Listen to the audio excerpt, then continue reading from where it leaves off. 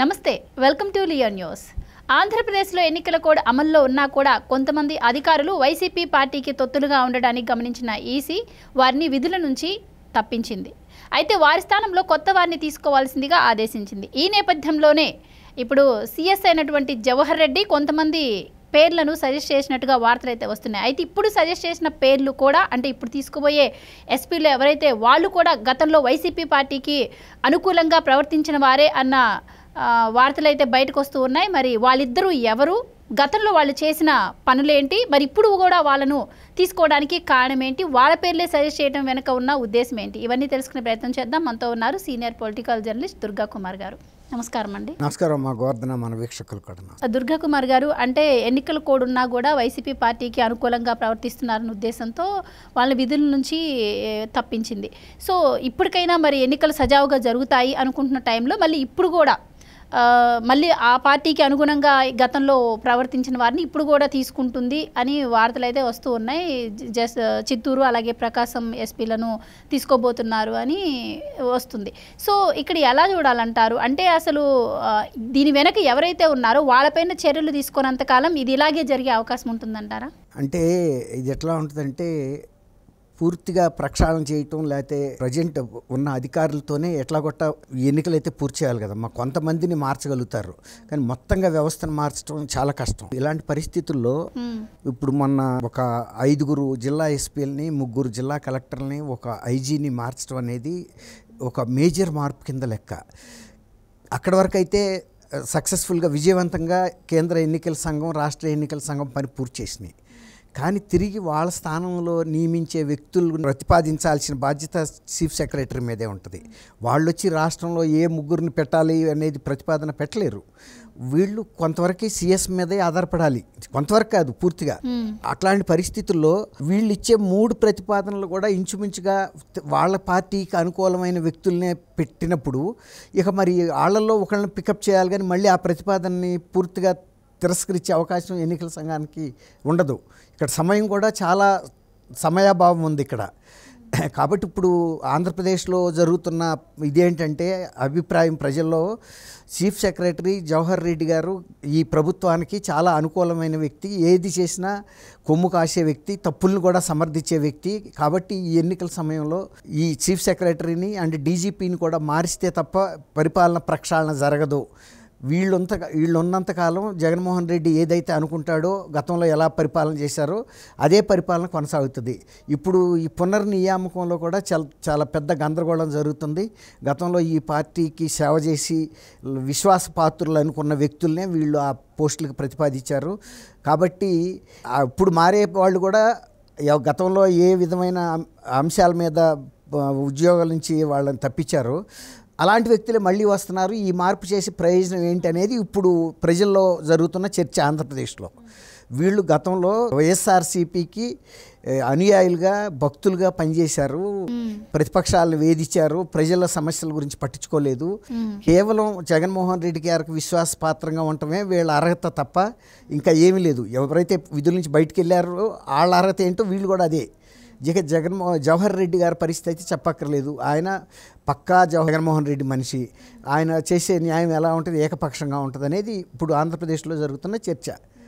అది చాలా వరకు ఇప్పుడు నెల్లూరు ఎస్పీగా హఫీజ్ని పెట్టారు ప్రతిపాదన. ప్రకాశం జిల్లాకు వచ్చి గరుడ్ సునీల్ అని ఆయన పెట్టారు. ఆరిఫ్ ఏంటంటే 2021 జనవరి 21 జనవరి నుంచి 24 జనవరి దాకా గుంటూరు ఎస్పీగా పనిచేసినప్పుడు వైసీపీ పార్టీకి పూర్తి అనుకూలంగా పనిచేశారు. టీడీపీ వాళ్ళ మీద జరిగిన దాడుల్లో కానీ, టీడీపీ నాయకుల మీద జరిగినటువంటి అన్యాయాలను కానీ ఈయన ఎప్పుడు ఖండించడం కానీ, వైఎస్ఆర్సీపీ వాళ్ళ మీద కేసులు బుక్ చేయటం కానీ ఏమీ జరగలేదు. ఒక మేజర్గా జరిగిన మంగళగిరిలో టీడీపీ కార్యాలయం మీద జరిగిన దాడిని కూడా ఆయన చాలా టోన్ డౌన్ చేసి 41A నోటీసులు లాంటివి ఇచ్చేసి మమ అనిపించాడు తప్ప తీవ్ర యాక్షన్ తీసుకోలేదు. అది చాలా తీవ్రమైన దాడి. ఒక పార్టీ ఆఫీస్ మీద పట్టపగలు వీళ్ళు ఇంతమంది వెళ్ళి అన్ని వీడియోల్లో ముఖాలు కూడా కనిపిస్తున్నా కూడా వాళ్ళ మీద కేసులు పెట్టడానికి కానీ, తీవ్రమైన సెక్షన్లు పెట్టకుండా ఏదో పెట్టి కేసులాగా చేసి తేల్చేశాడు అనే విమర్శ కూడా ఉంది ఆయన మీద. అది చాలా ఘోరమైన పరిస్థితి. జోగి రమేష్ గారు చంద్రబాబు నాయుడు ఇంటి మీద దాడికి వెళ్ళారు. దాడికి వెళ్ళినప్పుడు కూడా అప్పుడు కూడా ఆ దాడిలో కూడా ఏమి చర్య తీసుకోలేదు. దాని వలన జోగి రమేష్ గారు మంత్రి అయ్యాడు.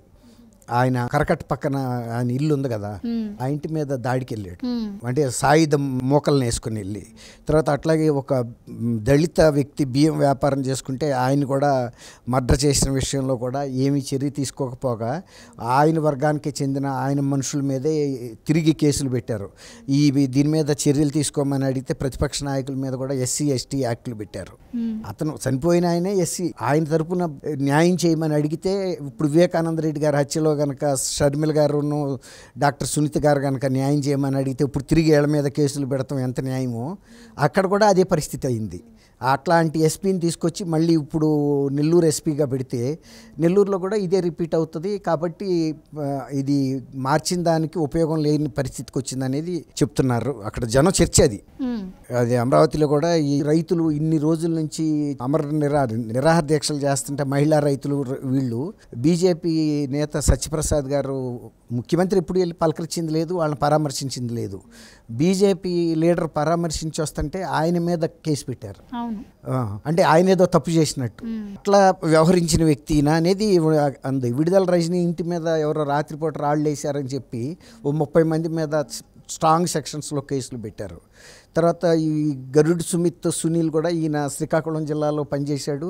అక్కడ శ్రీకాకుళం జిల్లాలో పనిచేసినప్పుడు కూడా ఆయన ఒక వైఎస్ఆర్సీపీ కార్యకర్తగా పనిచేసి తెలుగుదేశం ఇతర ప్రతిపక్ష నేతల్ని బాగా వేధించాడు అనేది ఆయన మీద కూడా ఆ విమర్శలు ఉన్నాయి. తర్వాత ఆర్థిక నేరాలకు సంబంధించిన విభాగం ఎస్పీగా కూడా పనిచేసింది. తర్వాత అప్పుడు కూడా తెలుగుదేశం వైఎస్ఆర్సీపీ కార్యకర్తలు కొమ్ము కాశాడు. వీళ్ళిద్దరికి పాస్ట్ రికార్డు బాగాలేదు. మరి ఇలాంటి వాళ్ళని నియమించకుండా ఈయన జవహర్ గారు చీఫ్ సెక్రటరీ ఇంకా మంచి వాళ్ళని ఎలా నియమిస్తాడు? ఆయనే జగన్మోహన్ రెడ్డి గారికి ఒక పెద్ద మద్దతుదారు, వీళ్ళు ఇంక చిన్న మద్దతుదారులు. సార్ ఇప్పటికే పురంధేశ్వరి గారు ఎలక్షన్ కమిషన్కి ఒక లేఖ అయితే రాశారు, ఇంకా మీరు కొంతమంది పైన చర్యలు తీసుకోవాల్సిన అవసరం ఉంది అని చెప్పి. ఇప్పుడు ఇదంతా కూడా ఎన్నికల కమిషన్ మరి అబ్జర్వ్ చేస్తూనే ఉంటుంది, ఒక కన్నేయాల్సిన అవసరం ఉందంటారు. ఇప్పుడే పురంధరేశ్వరి ఎలక్షన్ కమిషన్కి లెటర్ రాసిందో లేదో ఇలా పేర్ని నాని గారు స్పందించి ఆవిడ మీద కౌంటర్ వేయడం స్టార్ట్ చేశారు. సో మరి ఇప్పుడు సెలెక్ట్ చేసుకున్న అధికారుల పైన కూడా ఈసీ ఒక కన్నేయాల్సిన అవసరం ఉందంటారు. డెఫినెట్గా. ఎందుకంటే ఇప్పుడు ఆంధ్రప్రదేశ్లో ఏదైతే చర్చ జరుగుతుందో ఇద్దరు అధికారుల మీద ఇంటెలిజెన్స్ ద్వారా కౌంటర్ చెక్ చేసుకోవాలి. గతంలో వీళ్ళు పాస్ట్లో ఈ ఎలిగేషన్స్ అన్నీ కరెక్టేనా, వీళ్ళు ఈ కేసుల్ని తేల్చేశారా, ప్రతిపక్షాలను వేధించారా, ఆయన శ్రీకాకుళం జిల్లా కలెక్టర్గా ఉన్నప్పుడు అధికార పార్టీకి ఒక మెయిన్ కార్యకర్తగా పనిచేశాడా లేదా, ఆ తర్వాత ఆర్థిక నేరాల విభాగంలో ఎస్పీగా వెళ్ళినప్పుడు కూడా ఆయన పనితీరు ఎలా ఉందని అయితే చూడాలి. ఎందుకంటే ఇప్పుడు వాళ్ళు ప్రక్షాళన అనేది ఒక మంచి మనసుతో చేస్తున్నారు, ఆ ఫలితం ప్రజలకు అందాలి. ఇప్పుడు XY వచ్చాడు, XY సేమ్ క్యారెక్టర్ అయితే ప్రజలకు జరిగే మేలే ఉంది, ప్రభుత్వానికి జరిగే మేలే ఉంది, CECకి రాకుండా చెడ్డ పేరు రాకుండా ఉంటుందా? XY ఈక్వలే, ఇద్దరులోనూ సేమ్ క్వాలిటీస్ ఉన్నాయి. పేరు మార్చడం వల్ల అందరికి వచ్చే డౌట్ ఏంటి అంటే ఎలక్షన్ కమిషన్కి బదిలీ చేసే హక్కే ఉంటుంది కానీ సెలెక్ట్ చేసుకునే హక్కు ఉండదు. కాబట్టి దీన్ని ఎలాగూ ప్రభుత్వ ప్రధాన కార్యదర్శి చేయాలి. సో ఆయన ఉన్నంత కాలం కూడా ఇలాంటివి జరుగుతూనే ఉంటాయి. ముఖ్యంగా ఆయన మార్చాల్సిన అవసరం ఉంది అని కూడా వార్తలు అయితే మనకి వినిపిస్తూ ఉన్నాయి. సో ఏం చెప్తారు? మీరు చెప్పింది కరెక్ట్. కేంద్ర ఎన్నికల సంఘానికి కానీ రాష్ట్ర ఎన్నికల సంఘానికి కానీ ఎవరైతే తప్పు చేస్తారో వాళ్ళని తొలగించే అధికారం ఉంది. కానీ మళ్ళీ ఫ్రెష్గా సెలెక్ట్ చేయాలంటే వాళ్ళకి యంత్రాంగం లేదు. తర్వాత ఈ యంత్రాంగం మీద పూర్తి పట్టు వాళ్ళకి లేదు, వాళ్ళ పాస్ట్ హిస్టరీ తెలియదు. కాబట్టి ఎవరో ఒక చీఫ్ సెక్రటరీగా ఉన్న వ్యక్తి మీద వాళ్ళు ఒక న్యూట్రల్ పర్సన్ అనే ఉద్దేశం మీద, అంటే ఇంతమందిని సస్పెండ్ చేసిన అప్పుడు చీఫ్ సెక్రటరీ కూడా అదే క్యాడర్ మనిషి అని ఊహించలేరు కదా. Chief secretary suppose to be a neutral person and a decent person with high integrity. ఆ ఇంటిగ్రిటీ ఆయన దగ్గర లేదు. ఆయనే ఒక బ్రాండెడ్ పర్సన్ లాగా జగన్మోహన్ రెడ్డి గారికి పనిచేస్తున్నాడు అనేది ఆంధ్రప్రదేశ్లో ప్రతి రాజకీయ పార్టీ ప్రతి వ్యక్తి చెప్తున్నాడు, సాధారణ వ్యక్తి కూడా. కాబట్టి ఎప్పుడు కూడా ఎన్నికల సంఘం అందరినీ ప్రతి బ్రిడ్జి వీక్ అనుకోదుగా, వీక్ బ్రిడ్జీలు తీసేస్తే మిగిలిన అన్న స్ట్రాంగ్ ఉంటాయి అనుకుంది. ఇప్పుడు అది ఎవరైతే ప్రపోజల్స్ పంపే వ్యక్తి ఉన్నాడో ఆయనే బయాస్డ్గా ఉన్నాడు. అట్లాంటప్పుడు ఆయనకి తగ్గ వ్యక్తులను పంపుతాడు కానీ న్యూట్రల్ పర్సన్ని, ఎఫిషియెంట్ పర్సన్ని, ఎఫెక్టివ్గా పనిచేసే వ్యక్తిని ఎందుకు ప్రపోజ్ చేస్తాడు? ఆయన కనుక నిజంగా ఎఫెక్టివ్ పర్సన్ అయ్యి neutral person, transparent, straight forward అలాంటి వ్యక్తి అయితే అలాంటి వాళ్ళని పంపిస్తాడు. కానీ ఇది ఇప్పుడు తెలుస్తుంది అంటే రేపు వీళ్ళ పనితీరు లేకపోతే పాస్ట్ హిస్టరీని ప్రోబ్ చేసినప్పుడు ప్రోబ్ చేయాల్సిన అవసరం ఉంది. ఎందుకంటే ఒక రీప్లేస్మెంట్ చేస్తున్నప్పుడు అలాంటి పర్సన్ని రీప్లేస్ చేసినప్పుడు కూడా కేంద్ర ఎన్నికల సంఘం ఇది పోద్ది పరువు. కాబట్టి ఇట్లాంటి వాళ్ళతో ఇంకొకసారి రీచెక్ చేసుకుని, అంటే ఎలిగేషన్స్ వస్తున్నాయి కాబట్టి అదంతా గొడవ లేదనుకుంటే ఇంకెవరన్నా బెటర్ చీఫ్ సెక్రటరీని, బెటర్ డీజీని పెట్టేశారనుకోండి, సోర్సే కరెక్ట్గా ఉంటుంది. ఇక అందులో నుంచి వచ్చే ఫ్లో అంతా కూడా వాటర్ బాగుంటుంది. అది అట్లా, అది కరెక్ట్ పద్ధతి. Right, thank you so much. Thank you అమ్మ గోవర్ధన.